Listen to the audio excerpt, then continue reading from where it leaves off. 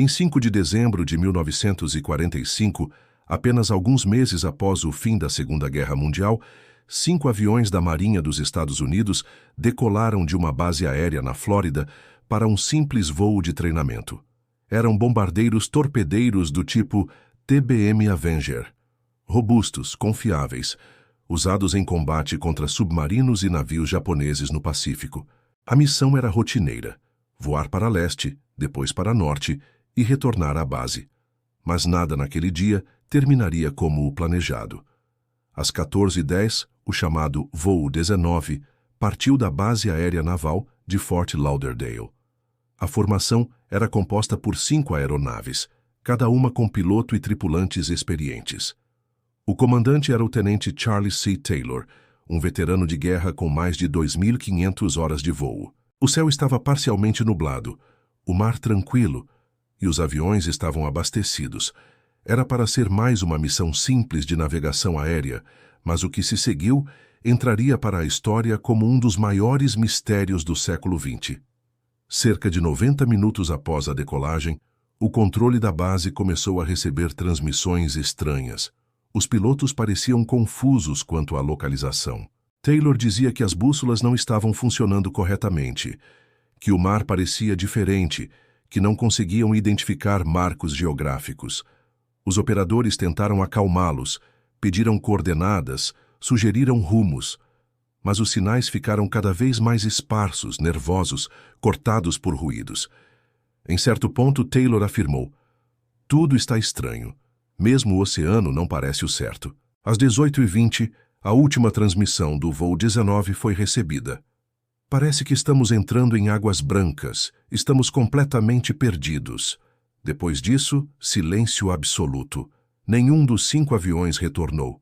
Não houve pedidos formais de socorro. Não houve destroços. Não houve corpos. Era como se tivessem evaporado.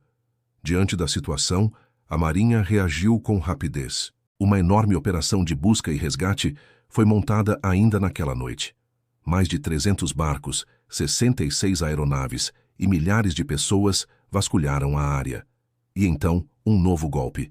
Às 19h27, um dos aviões de resgate, um hidroavião PBM Mariner, com 13 tripulantes, também desapareceu. Testemunhas afirmam que viram uma explosão no céu naquela região minutos depois da decolagem, mas nenhum fragmento foi encontrado. Ao todo, 27 homens desapareceram naquela noite. As buscas continuaram por 5 dias. Nenhum vestígio dos aviões, nenhuma mancha de combustível, nenhum corpo à deriva. Nada. O relatório oficial da Marinha foi inconclusivo. Inicialmente, culpava Taylor por desorientação e erro de navegação. Mas, diante da pressão da família e de colegas, a conclusão foi alterada para causa desconhecida. E foi nesse ponto que a lenda começou. O Triângulo das Bermudas, uma área imaginária entre Miami, Porto Rico e as Ilhas Bermudas, passou a ser visto como palco de desaparecimentos misteriosos. O caso do voo 19 se tornou o epicentro de uma série de histórias envolvendo aviões, navios e pessoas que teriam desaparecido sem explicação. Livros como O Triângulo das Bermudas, de Charles Berlitz, publicaram versões dramáticas, falando em distorções temporais, campos magnéticos anômalos, tecnologia atlante e até abduções alienígenas. Berlitz afirmava que o voo 19 havia sido engolido por uma fenda no espaço-tempo. Outros autores sugeriram que os aviões teriam pousado em uma dimensão paralela ou sido levados por OVNIs. Mas o que dizem os fatos? Investigações posteriores apontaram que Charles Taylor, o comandante do voo 19, estava em um dia atípico. Ele não conhecia bem a área. Havia feito poucas missões naquela região da Flórida e havia deixado seu relógio, ferramenta essencial para a navegação, na base. Além disso, os relatos mostram que Taylor acreditava estar sobrevoando as Florida Keys, mais a sudoeste, e tentou corrigir a rota para nordeste, o que, ironicamente, os levou ainda mais para o mar aberto. Os aviões, com autonomia de aproximadamente 5 horas, provavelmente ficaram sem combustível por volta das 19 horas e caíram no oceano. O mar naquela região pode ter mais de 1.000 metros de profundidade, com correntes fortes que arrastam destroços rapidamente. Isso explicaria por que nada foi encontrado, mas há inconsistências. Vários pilotos relataram problemas com os instrumentos ao sobrevoar a região nos anos seguintes. Bússolas girando, rádios falhando, perda de referências. Seria coincidência ou haveria algo real afetando a navegação? Estudos geofísicos revelam que a área do Triângulo das Bermudas tem grande incidência de bolsões de gás metano liberados do fundo do oceano, que podem, teoricamente, reduzir a densidade da água e fazer embarcações afundarem rapidamente. Outros estudos falam de anomalias magnéticas, embora sem comprovação definitiva. O que ninguém pode negar é que desde o século XIX há centenas de relatos de desaparecimentos na região. Navios como o USS Cyclops, com mais de 300 tripulantes, sumiram sem explicação. Aviões comerciais, cargueiros, veleiros, todos registrados como desaparecidos. A ciência, contudo, mantém o ceticismo.